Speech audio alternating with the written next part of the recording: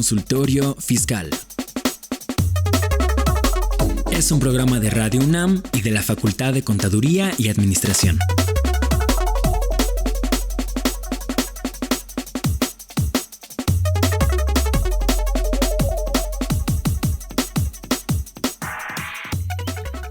Estimado auditorio, muy buenas tardes, gracias por estar con nosotros. Bienvenidos a Consultorio Fiscal Radio. Estamos en un programa que es de carácter diferido, es decir, está haciendo o fue grabado en su momento, pero estamos con el gusto de encontrarnos con ustedes. Nos encontramos en las plataformas de 860 AM, también en Mirador Universitario de Coaer, así como FCA UNAM Oficial. Por ahí nos pueden encontrar en redes sociales y estamos transmitiendo en 860 de amplitud modulada Radio UNAM. Gracias por estar con nosotros y vamos a tener un tema muy interesante que es el de la regularización en materia de la ley antilavado. Y para ello tenemos experta que conoce ampliamente de la materia y que nos ha hecho favor de compartir un poquito de su tiempo y un poquito bastante de sus conocimientos. Si hay alguna pregunta, alguna duda, algún comentario, por favor háganoslo llegar, sobre todo en las plataformas que ya mencionábamos, en Mirador Universitario o en FCA UNAM Oficial. Por ahí nos pueden encontrar, nos dejan las preguntas, se las hacemos llegar a la experta y en breve tiempo les estaremos contestando. Y bueno, pues nuevamente gracias por estar con nosotros y gracias. Permítanme presentar aquí a la invitada de lujo, a la maestra, para que demos entrada a este tema tan importante y tan relevante que muchos de nuestros amigos lo han dejado un poquito atrás, no le han puesto la intención ni la atención debida. Y bueno, pues me permito, si no tienen inconveniente. Es licenciada en Contaduría por la Facultad de Contaduría y Administración de la UNAM, catedrática de la Facultad de Contaduría y Administración de la UNAM, como ven es azul y oro, certificada en materia de prevención de lavado de dinero y financiamiento al terrorismo, PLD-FT por la Comisión Nacional Bancaria de Valores, la CNBV, vicepresidenta y asociada de la firma Consulting Group, conferencista y dictadora de compliance con 15 años de experiencia en banca, en la industria financiera y lo que corresponde a operativa bancaria hasta actividades vulnerables. Entonces, experta, es un placer, es un honor y mil gracias, maestra. Tenemos a la licenciada en Contaduría Rocío Grisel Gualito Sánchez que nos acompaña el día de hoy. Mil gracias, maestra.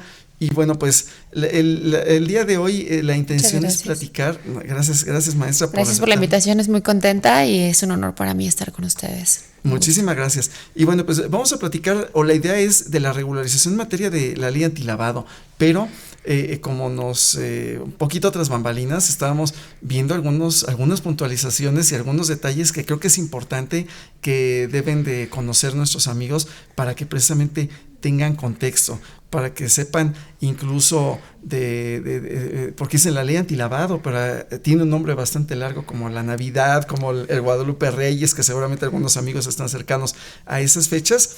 Sí. Y tenemos entonces ese primer contacto.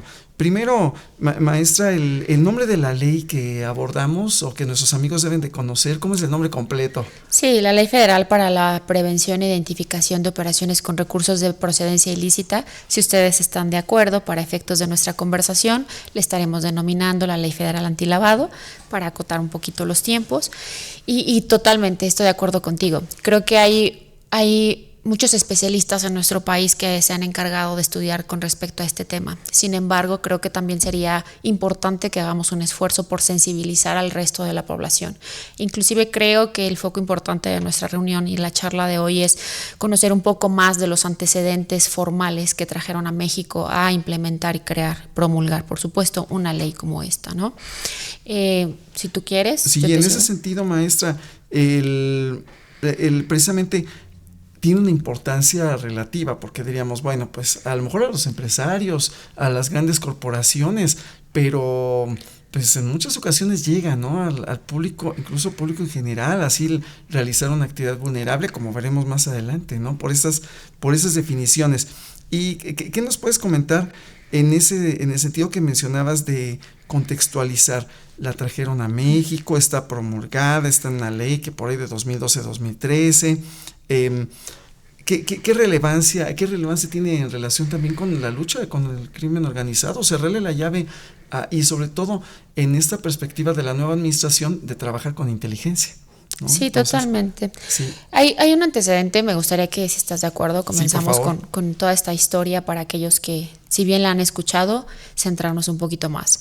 Gafi es el Grupo de Acción Financiera Internacional, el acrónimo por su nombre es por sus siglas en francés, que reúne a los países del mundo que están con intenciones de cooperar y cumplir con las recomendaciones de este organismo internacional, que emitiendo estas recomendaciones no hace más que ayudar a las jurisdicciones que quieren combatir este delito al interior de su país para implementar los mecanismos necesarios, tanto a nivel legal como a nivel institucional, y la cooperación de los sujetos obligados al interior de cada territorio, para que en conjunto el sistema financiero internacional tenga una actuación sana. Dado que, como ustedes saben, hay países, si bien de mayor o menor riesgo, es una realidad que la actuación económica a nivel internacional tiene ciertas regulaciones, y en materia de prevenir estos dos delitos que con los vamos a estar platicando el día de hoy, prevención del lavado de dinero y financiamiento al terrorismo, y en últimas fechas, la prevención de la proliferación de armas de destrucción masiva, pues necesitan entonces reunirse ante un organismo que nos conjunta y que entonces dicta estas 40 recomendaciones, los principales preceptos que se tienen que seguir para tener medianamente un sistema, un régimen de prevención del delito, de estos delitos al interior de estos países. Tenemos ya entonces que hay países cooperantes, países con intención de cooperar o en vías de implementar los mecanismos necesarios para lograr cumplir con las 40 recomendaciones, y algunos, muy pocos ya afortunadamente, que se manifiestan abiertamente como no cooperantes con este organismo. México, ¿cuál es la importancia entonces de ser parte de Gafi? No solo la salud financiera del sistema financiero internacional, sino también de manera natural los intereses comerciales, los tratados y convenios internacionales que cada uno de los países firma entre ellos para poder tener interacción económica. Y ser parte de Gafi da un respaldo importante a su actuación económica a nivel internacional, a sus transacciones, y la certidumbre que da entre gobiernos y países de tener intercambios comerciales con un país que está adherido a Gafi, que es cooperante y que cumple medianamente con los requisitos de las 40 recomendaciones. ¿Cómo podremos saber si se cumple o no con estas recomendaciones? Más adelante vamos a hablar de los mecanismos que ha implementado este organismo internacional, como son las evaluaciones mutuas entre los países cooperantes, para poder evaluar la eficacia de la implementación del régimen de un país u otro. Y hablando de esto, entonces, centrándonos en México, México tiene estos esfuerzos al tener convenios y tratados internacionales de ser un país cooperante e implementar estas 40 recomendaciones. Eso llevó en años anteriores a México a crear no solo el ecosistema al interior del país, sino también al exterior, y con ello me refiero a implementar su ley federal para prevenir estos delitos. Aunque bien el delito esté tipificado en los códigos, en el Código Penal, tiene su propia ley federal antilavado, la ley federal antilavado de la que estamos hablando, identificar plenamente al interior del país a los sujetos obligados que tienen esta obligación de cumplir con los deberes en materia que dicta no solo la ley federal antilavado, sino también su reglamento y las reglas de carácter general, dependiendo del sector del que hablemos, y ahorita vamos a ir a estos dos grandes grupos, y asimismo permear desde los organismos internacionales hasta el enfoque local estos estándares internacionales que coadyuvan para que México sea parte cooperante de este régimen internacional y también del régimen nacional. Entonces se promulga la ley, se crean estos organismos e instituciones que van a ser parte del régimen nacional para prevenir, combatir y detectar este delito, también sancionarlo. Y pues se crea la ley, se promulga en el año 2012 y entra en vigor en 2013 con algunas obligaciones en específico, como ustedes saben, con sus definiciones, con su contenido en artículos que dicta los pasos a seguir y los cumplimientos que deben tener estos sujetos obligados. Y entrando ya a lo que son los sujetos obligados en específico, ¿quiénes son? Son aquellas actividades del sector financiero, aquellas empresas que forman parte del sector financiero mexicano. Entiéndase entiéndanse por todos aquellos actores que participan en el sistema financiero, desde la Secretaría de Hacienda y Crédito Público, las secretarías, las comisiones, la Comisión Nacional Bancaria y de Valores, la Comisión Nacional de Seguros y Fianzas, la Comisión Nacional de Sistemas para Ahorro para el Retiro, la CONSAR, y los actores intermediarios, bancos, casas de bolsa, SOFOMES, entre otros, aseguradoras, SOFIPOS, que intervienen justamente en la actuación económica del sistema financiero mexicano. Ellos, a su vez, son el primer grupo de sujetos obligados en México, que cuentan con obligaciones incluidas en la Ley Federal Antilavado y tienen también que adherirse a lo marcado por el reglamento de la Ley Federal, y en específico cuentan con su normativa secundaria aplicable a cada una de estas entidades según del tipo de entidad de la que se trate. Por ponerles un ejemplo, un banco en México tendrá que, en materia de prevención de lavado, tiene su propia ley de instituciones de crédito, y en materia de ley de prevención de lavado tendrá sus disposiciones de carácter general, a que se refiere el artículo 115 de la Ley de Instituciones de Crédito. Asimismo, una SOFIPO, que tendrá sus disposiciones de carácter general, a que se refiere el artículo 124 de la Ley para el Ahorro y Crédito Popular. Y así podríamos seguirnos.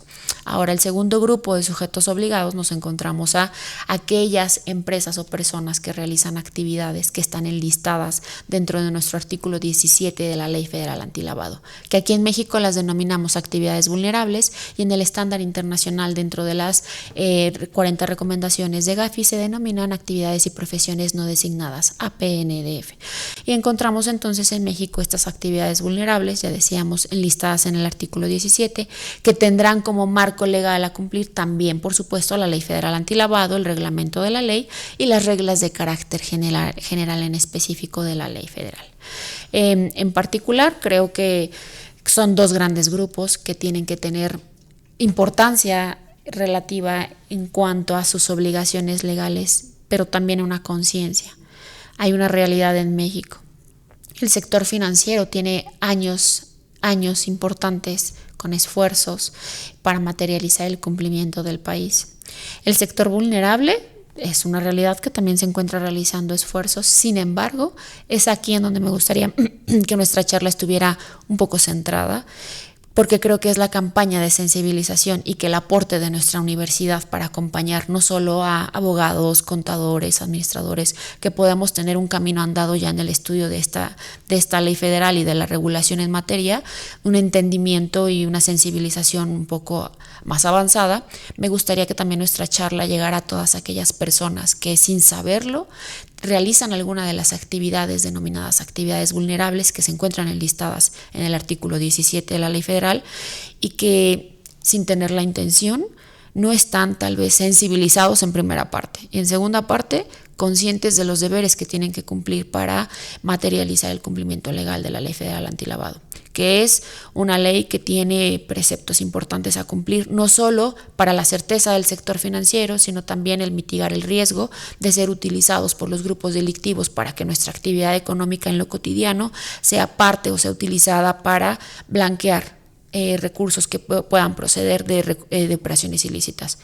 Algo que me gustaría centrar también es, en México y en el mundo se tiene muy puntualizado que los recursos de procedencia ilícita pueden derivar únicamente del narcotráfico, y todos sabemos, a todos ustedes que me escuchan ya saben que hay otros delitos. El tipo penal mexicano tiene una amplitud en el tratamiento de esto y no especifica, no hay un listado como en otros países en donde el Código Penal encuadre un listado de ciertos delitos, que el dinero proveniente de la realización o materialización de ese ilícito sea sujeto de considerarse lavable. Aquí en México el tipo penal contempla que cualquier delito que genere un recurso económico, dicho recurso sea un recurso centralizado a través del Banco Central, entiéndase como divisa, o bien aquel recurso, ya ahora que tenemos los activos virtuales, el mundo cripto, sea también sujeto de lavarse. En Europa le llaman blanqueo de capitales, en Latinoamérica le llamamos blanqueo de activos o lavado de activos, y aquí en México lo conocemos como el lavado de dinero. Entonces, reforzando esto, la idea, Aquí en México el delito de lavado de dinero es un delito predicado, es decir, que requiere que se materialice previamente un delito. Ya decíamos, cualquier delito, el tipo penal mexicano es amplio, cualquier delito que genere recurso, ese recurso entonces es susceptible de lavarse o de blanquearse. Y entonces, con base en ello, tendremos que tener en cuenta que nuestra actividad económica, como cualquier ciudadano que cumplimos con nuestras obligaciones fiscales, tal vez no estamos conscientes que nuestra actividad económica está enlistada en la Ley Federal Antilavado y que tenemos obligaciones y deberes que cumplir, no solo para un cumplimiento legal de la Ley Federal Antilavado, sino también para coadyuvar con el régimen mexicano que previene, detecta y da combate a estos delitos, no solo al de lavado, sino también a uno que es muy sensible por las repercusiones que a lo largo de la historia hemos visto, como es el financiar actos de terrorismo, que tiene implicaciones sociales muy serias a nivel internacional, no solo en México, y que, como ya decía, todos hemos tenido en conocimiento de algunos actos lamentables como es el terrorismo, y que aparentemente en México no existe, pero ese es tema de otra charla. Así es, maestra. Caray. Bueno, pues les recordamos primero a nuestros amigos que este es un programa grabado, agradecemos que estén con nosotros, agradecer nuevamente a la maestra porque estamos platicando este tema que es amplísimo, todavía nos queda un ratito, pero bueno, ahorita nos ha puntualizado que hay dos grandes sujetos, sector financiero y los del artículo 17 de la ley antilavado, las llamadas actividades vulnerables. Y también nos hablabas del Código Penal Federal, porque también hay que tenerlo en cuenta que es un delito de carácter federal, que en su caso puede tener algunas connotaciones de delitos locales, por ejemplo, robos, fraudes a nivel local, a nivel estatal, pero es perseguido en todo territorio nacional. Y precisamente es lo que también se ajusta a las 40 recomendaciones, a esos 40 compromisos que va cumpliendo la autoridad mexicana y que también nuestros empresarios o el sector financiero pues tienen que ir viendo y tienen que ir regulando. Entonces, amigos, como están escuchando, pues es un mundo bastante amplio que nos afecta a todos. A lo mejor nos afecta por el hecho de que lamentablemente ya nos tocó el crimen organizado, o porque estamos realizando una actividad que coadyuva a los que están tratando de llevar esos recursos, de blanquearlos, de lavarlos, a lo mejor el menor de los casos sería el no pago del impuesto, ¿no? A lo mejor ese sería, no peccata minuta, pero a veces va ligado. La autoridad ha venido ampliando esa esfera. Ahorita que decías, incluso las empresas de tecnología financiera, los criptoactivos y demás, porque bueno, prácticamente se podría lavar con cualquier cosa. Ese es también otro tema, y como bien decías en esta última parte donde nos señalabas que si genera un recurso de procedencia ilícita, entonces va a calificar perfectamente.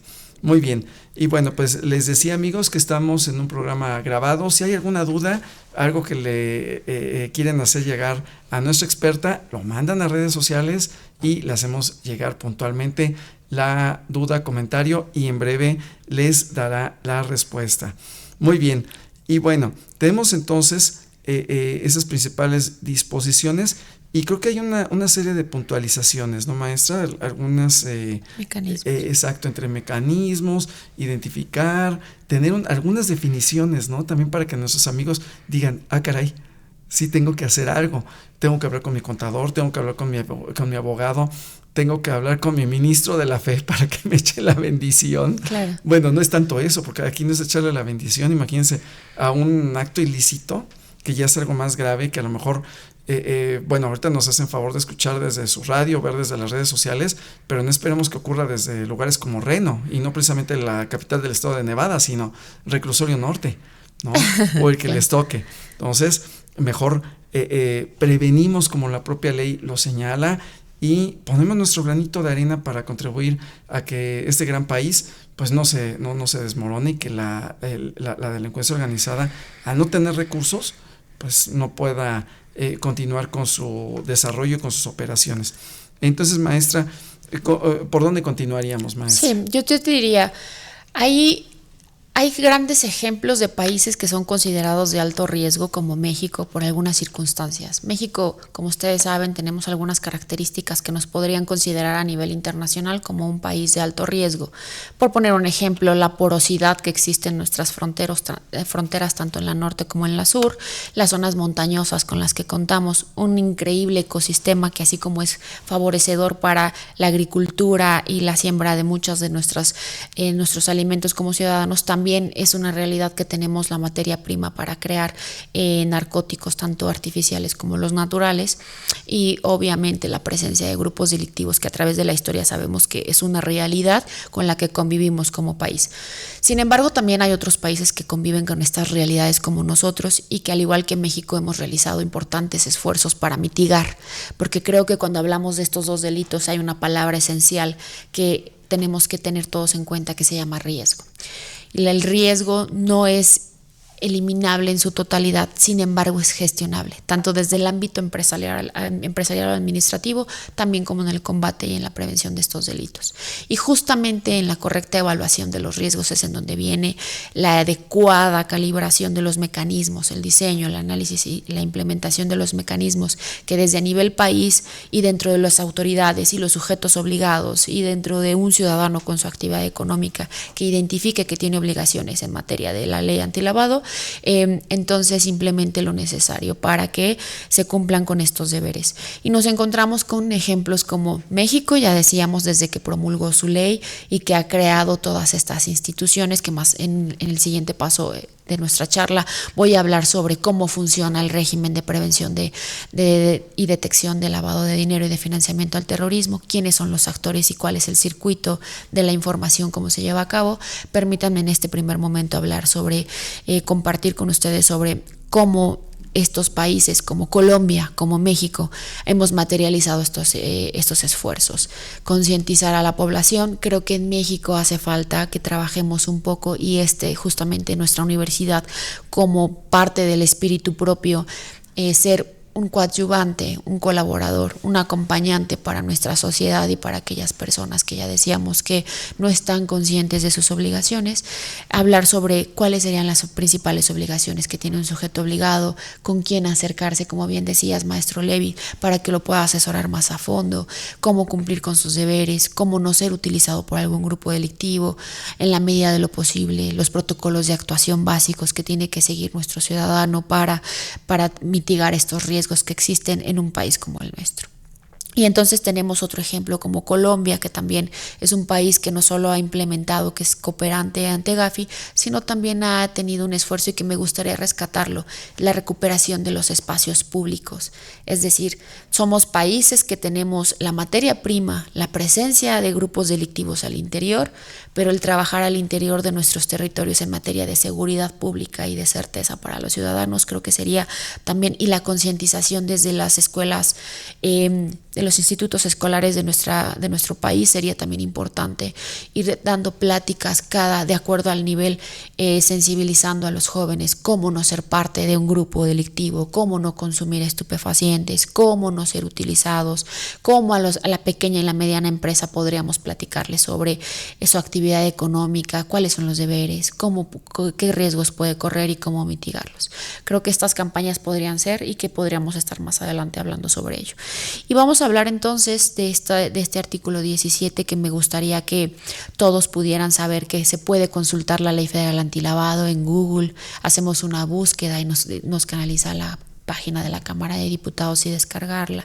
Y también existe el portal del SAT, mediante el cual ha facilitado a través de una navegación muy amigable para el ciudadano estas obligaciones. Y tenemos este listado de aquellas actividades contempladas en el artículo 17 de esta ley, en donde ya decíamos, sí, el sector financiero es también considerado dentro de las definiciones como una actividad vulnerable, pero ya tiene su normativa específica que estas entidades financieras y sus expertos contratados en materia de compliance o de prevención prevención de lavado, tienen que seguir para cumplir con el régimen en México.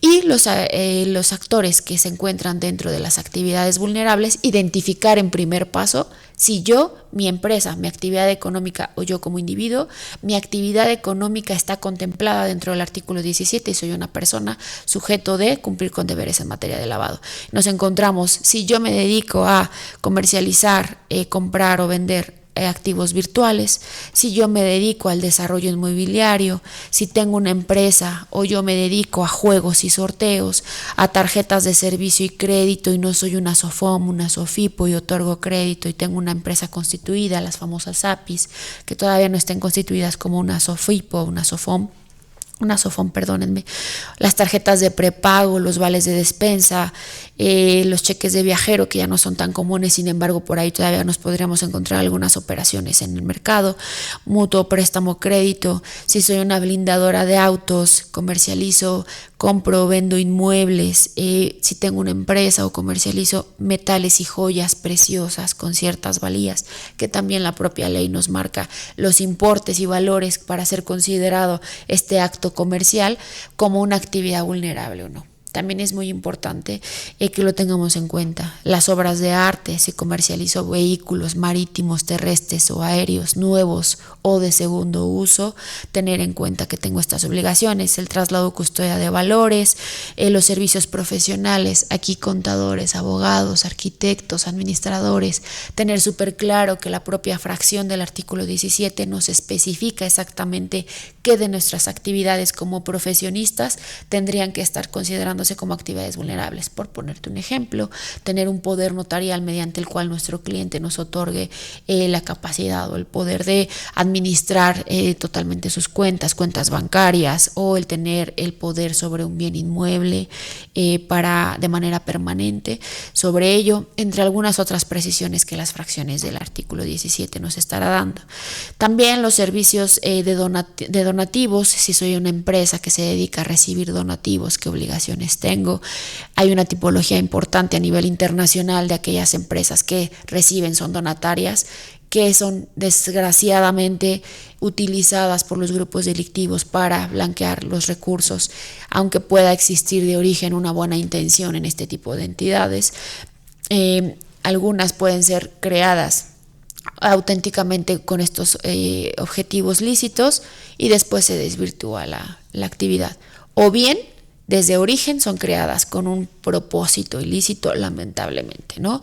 El comercio exterior, también algunas actividades en específico, el arrendamiento de inmuebles, que sería algo muy común en nuestro país, si tengo obligaciones o no, de acuerdo a estos propios importes. Van a encontrar ustedes también, pueden encontrar un sumario de obligaciones de acuerdo al tipo de actividad económica en la página, en el portal del SAT, en donde nos viene por actividades los umbrales de la actividad, cuáles serían sujetos de identificar o no al cliente. Primero, el umbral para identificar si la actividad es considerada vulnerable de acuerdo a la actividad económica que se realice, y el segundo dato y tercer dato que estaríamos encontrando en este sumario de obligaciones es los importes de las transacciones comerciales para identificar al cliente y para enviar el aviso a la autoridad.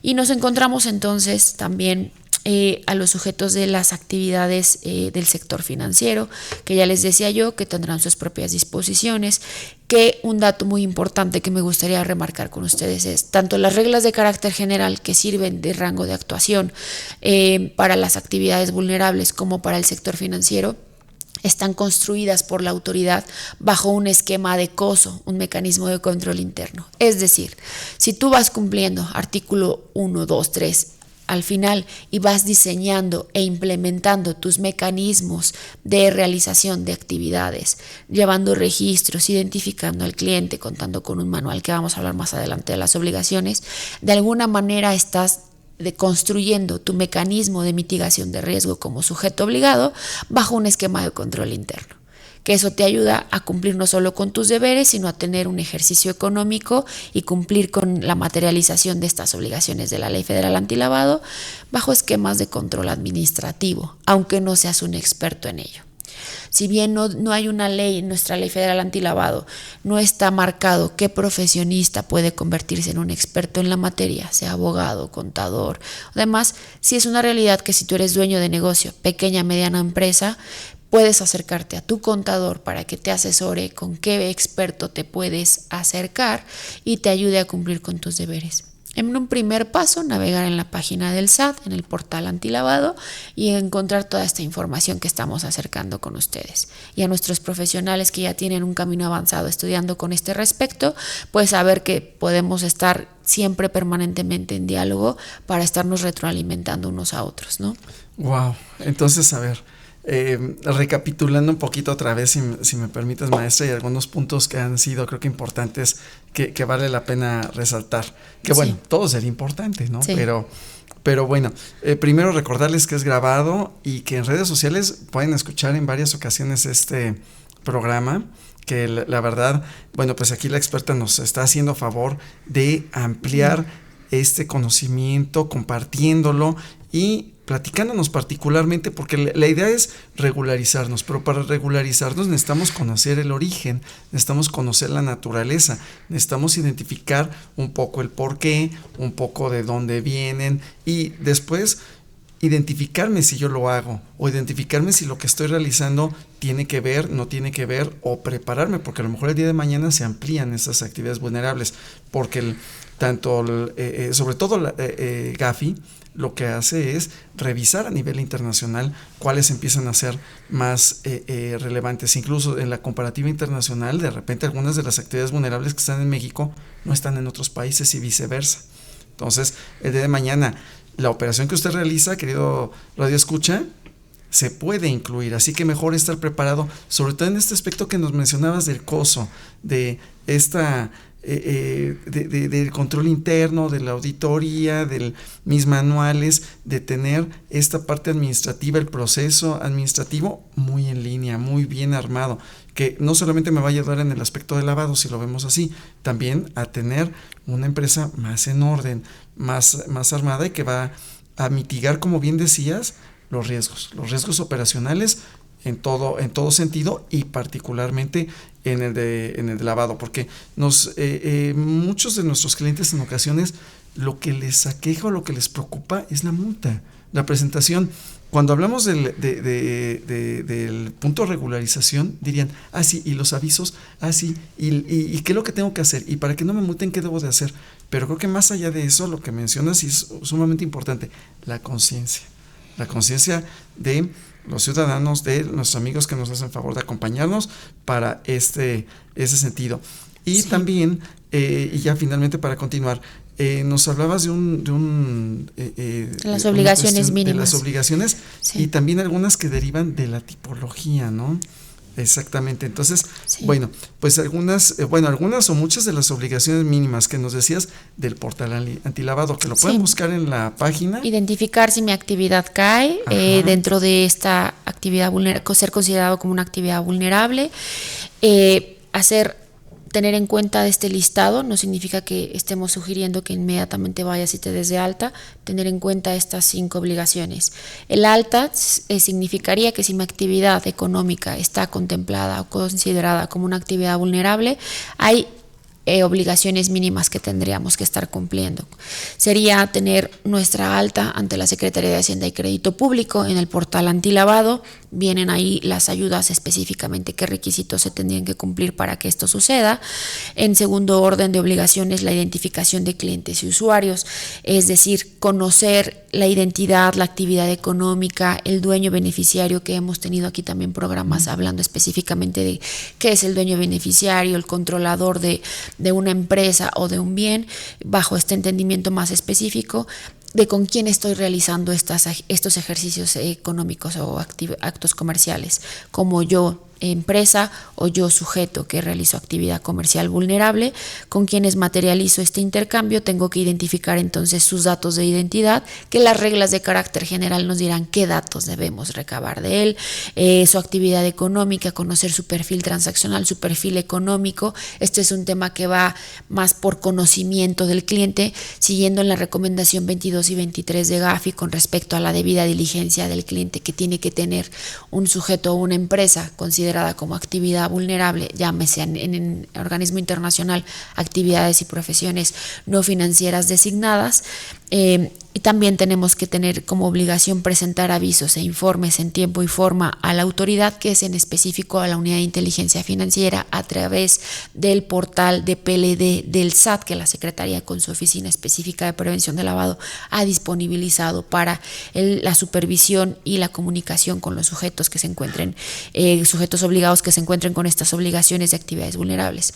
Y otro gran grupo de otras obligaciones que tienen los sujetos obligados de actividades vulnerables, como son el resguardo y mantenimiento de la información de estos datos que recabo de mis clientes en el conocimiento y la identificación que tengo de ellos, de clientes y usuarios, tener un manual de cumplimiento en donde se engloben, donde se encuentren las políticas y los procedimientos que yo como empresa que tengo esta actividad vulnerable tengo que seguir o sigo o materializo en mis ejercicios comerciales para cumplir con el régimen en lo que marcan las disposiciones o las reglas de carácter general, pero también, ya decíamos, no solo por cumplir, para evitar una sanción, que dicho sea de paso, las sanciones en materia de prevención de lavado son de las sanciones administrativas más altas que puede recibir un negocio, más allá de las fiscales que se suman a otro.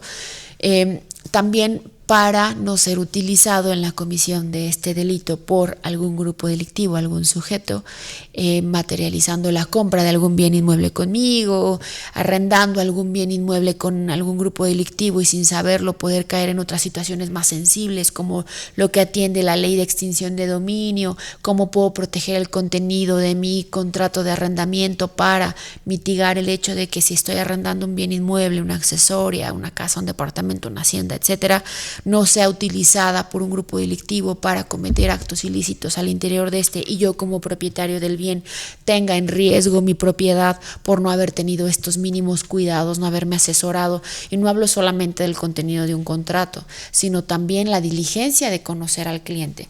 Y es aquí en donde me permito reforzar sobre estas obligaciones mínimas que se tienen y que todos hemos oído muchísimo hasta el cansancio, lo del conoce a tu cliente o el Know Your Customer, el KYC en inglés, y en español el conoce a tu cliente, y va desde identificar su identidad como sus datos, sus documentos de identidad, una identificación que tenemos aquí en México, identificar a qué se dedica, cuál va a ser la naturaleza o la recurrencia de sus actividades, sus transacciones económicas conmigo, en montos y no solo en cuantía en montos, sino también en recurrencia, para identificar entonces con quién estoy haciendo negocios.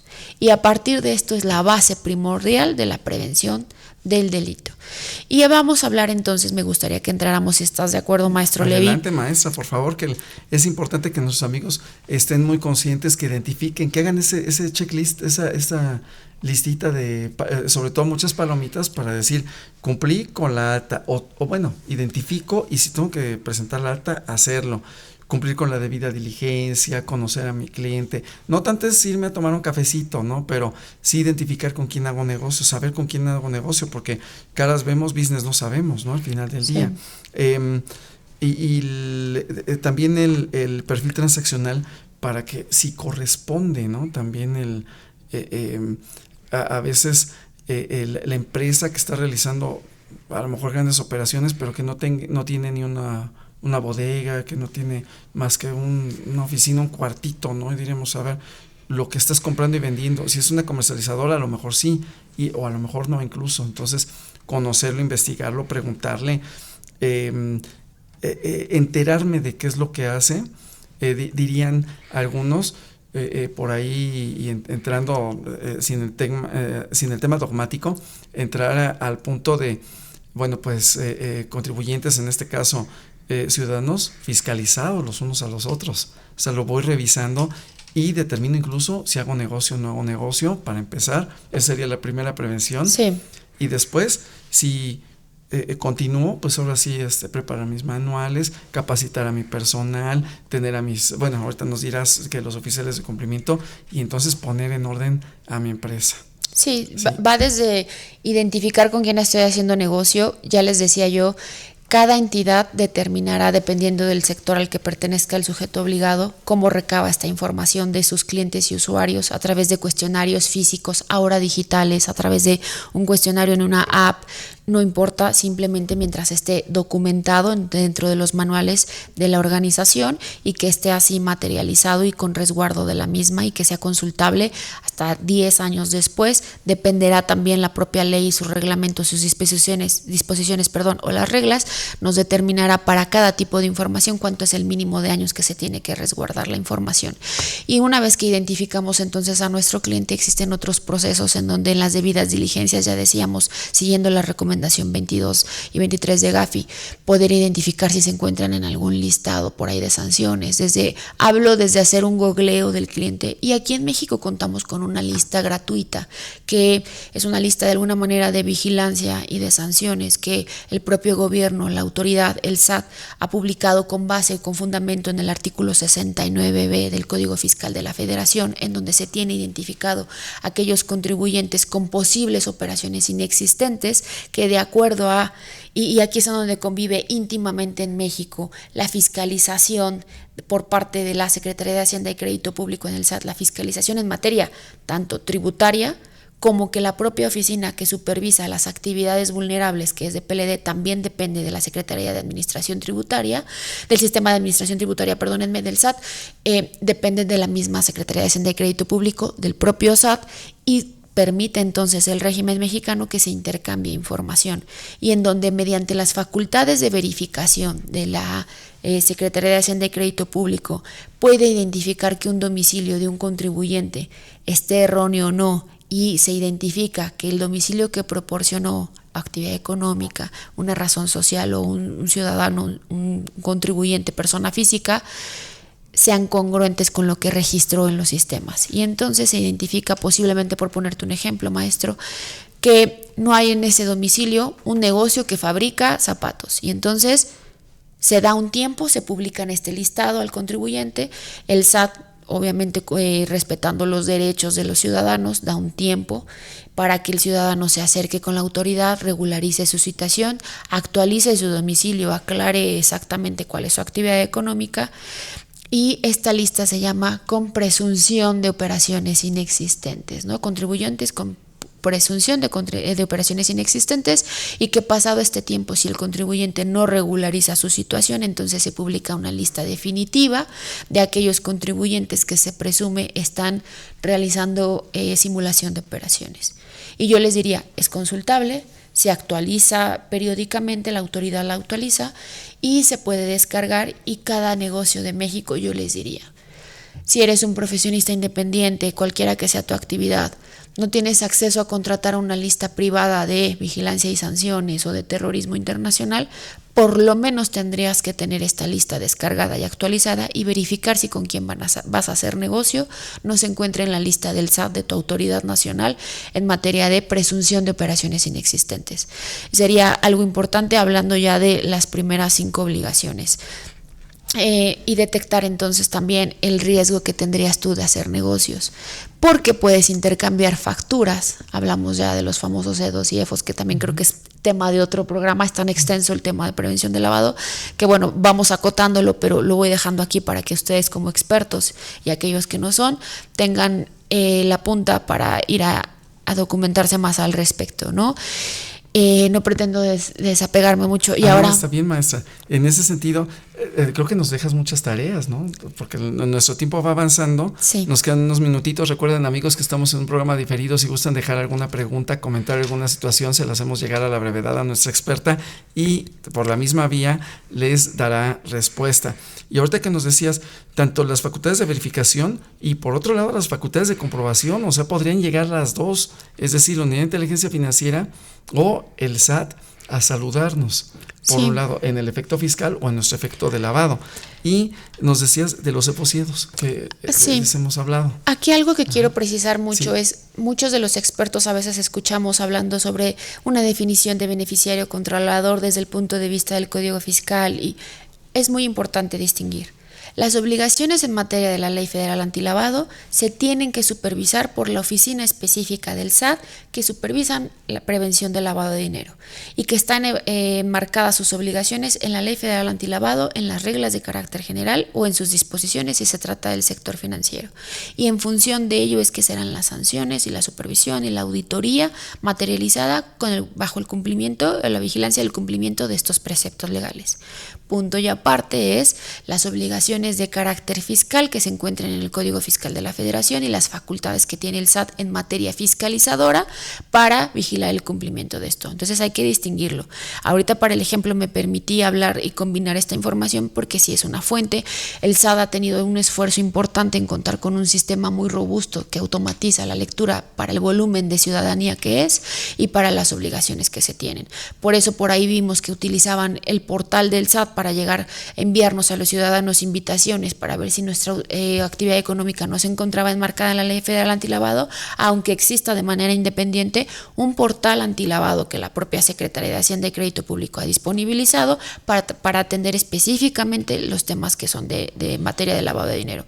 Ahora bien, si me permites para cerrar el circuito de cómo funciona, estamos los sujetos obligados, ya decíamos, sector financiero, sector vulnerable, y existen los organismos reguladores que publican las disposiciones y la regulación en materia que dependen de la Secretaría de Hacienda y Crédito Público. Encontramos a la UVA, a la VD, entre otros organismos.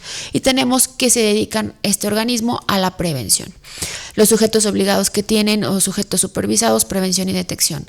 Los siguientes organismos son los organismos supervisores que nos ayudan en la prevención. Tenemos a la Unidad de Inteligencia Financiera, que depende también de la Secretaría de Hacienda y Crédito Público, que funge como este organismo que recibe la información, analiza y disemina la información de los sujetos obligados, así como también a través de la inteligencia financiera ayudar a los otros organismos a la investigación en este análisis financiero de la información. Y la Procuración de Justicia, que es justamente, ya hablamos del combate, que nos encontramos a las procuradurías y a las fiscalías generales, tanto estatales como federal, y nos encontramos por último al Poder Judicial, tanto estatal como federal, a la impartición de justicia, y en donde aquí ya entra el régimen en prevención, detección y combate en el régimen mexicano para mitigar, disuadir estos dos delitos, prevención de lavado de dinero y de financiamiento al terrorismo.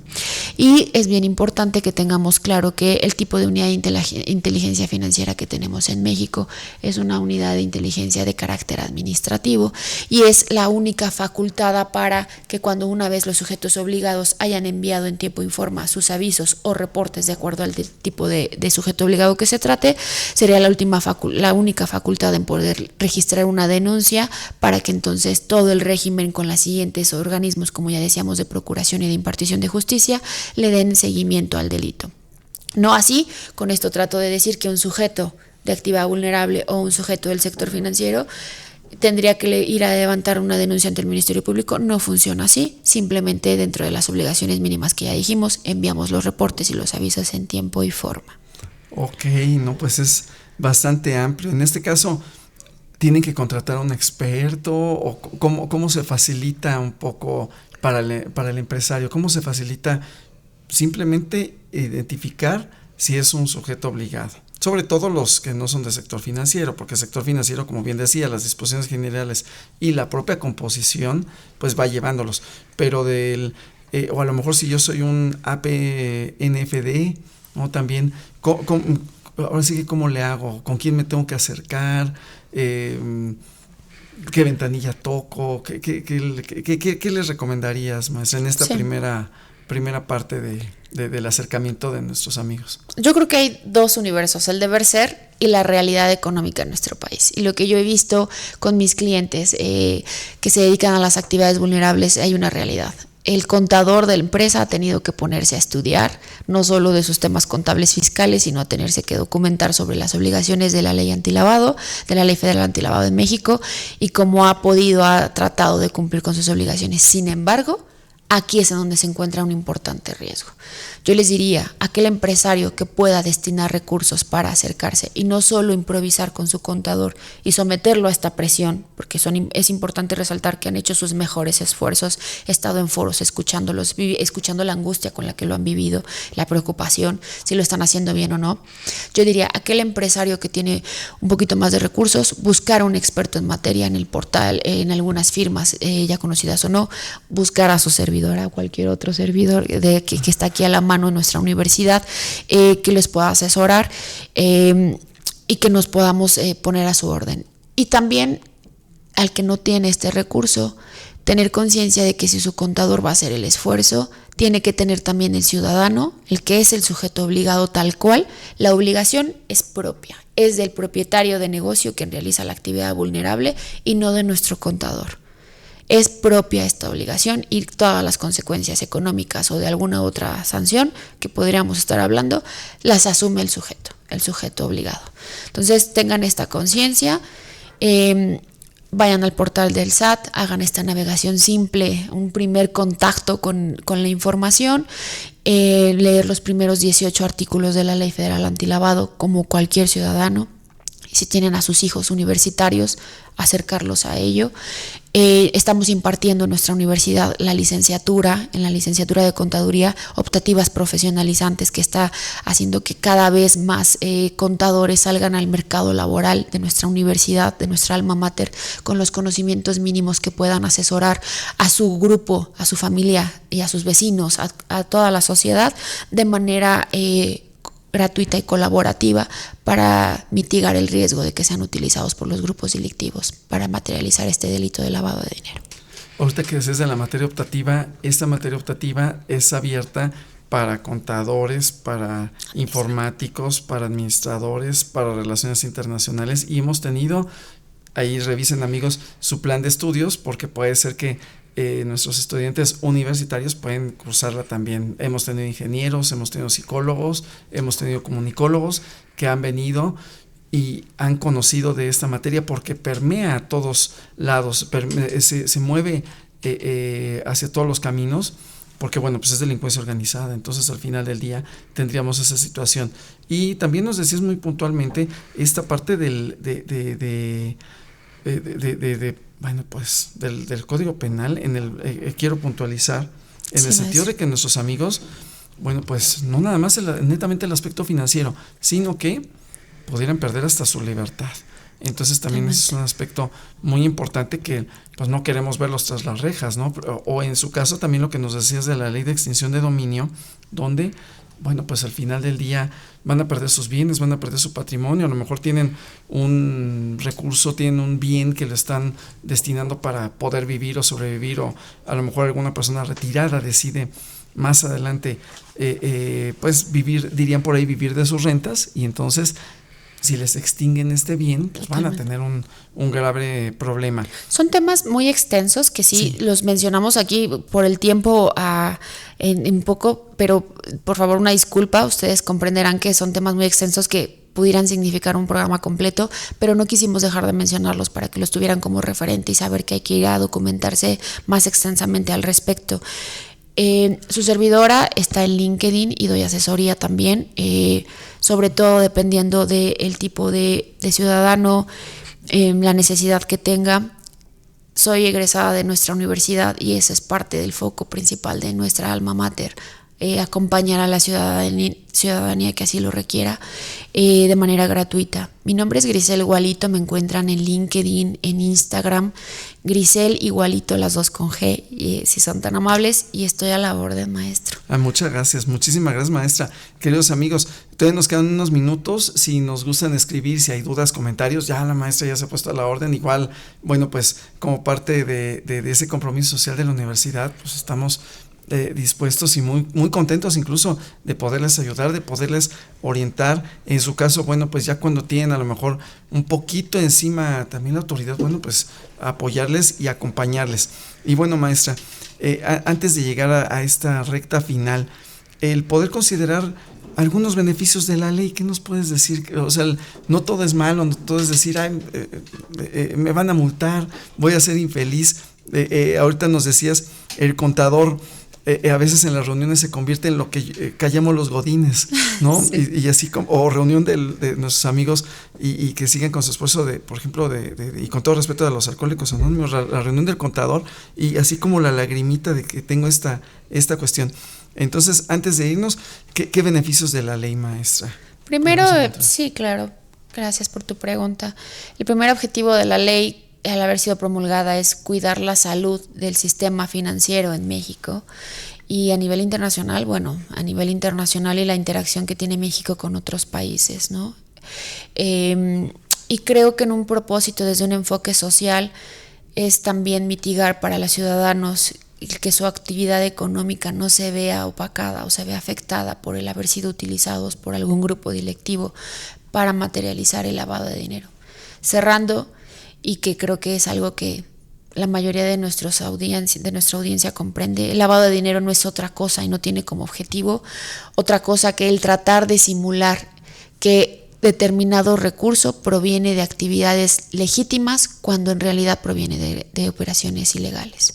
Entonces el lavado de dinero es tratar de ocultar el origen ilegal del recurso, en resumen. ¿Cómo lo tratan de simular? Utilizando a muchos otros actores de la vida cotidiana.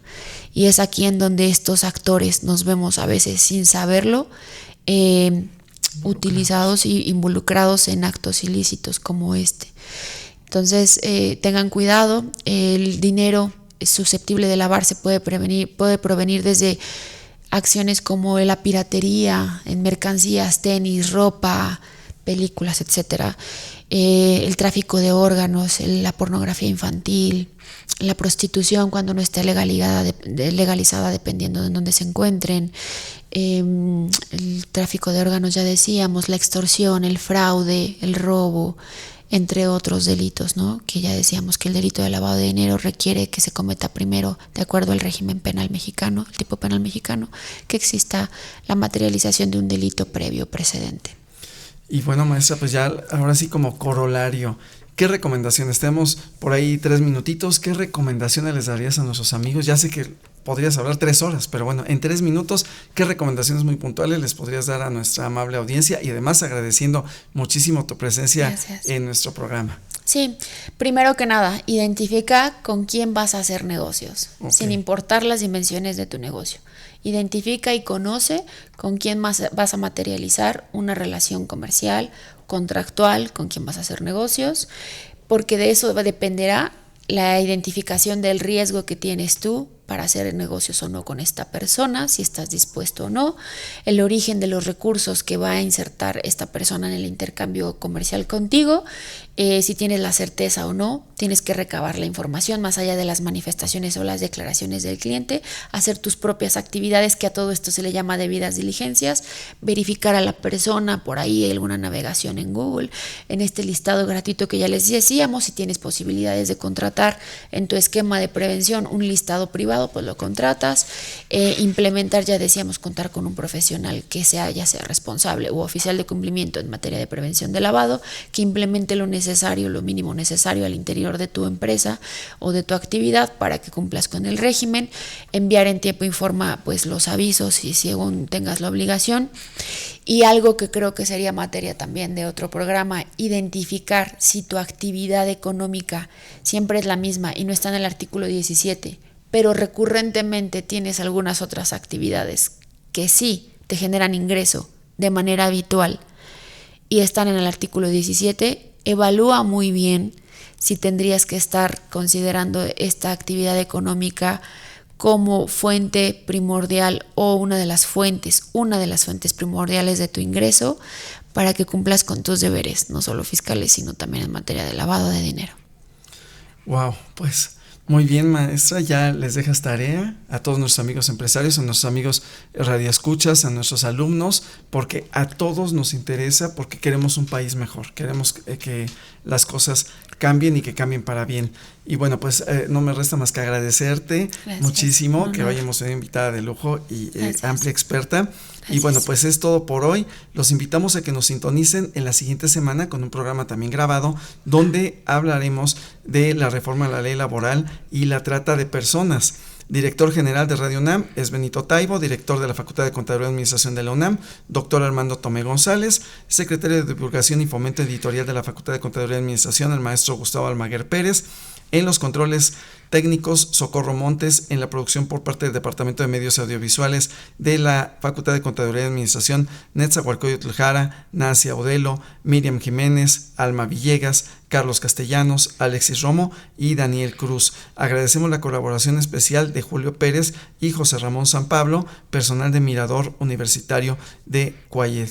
Y bueno, pues recuerden que mañana jueves los invitamos a las 10 de la mañana con el mismo tema y particularmente Plan Nacional 2024-2030 por Mirador Universitario. Recuerden, nos vemos la siguiente semana y cuide su salud física, pero sobre todo su salud fiscal. Gracias por estar con nosotros. Excelente tarde. Gracias, un placer. Consultorio Fiscal. Es un programa de Radio UNAM y de la Facultad de Contaduría y Administración.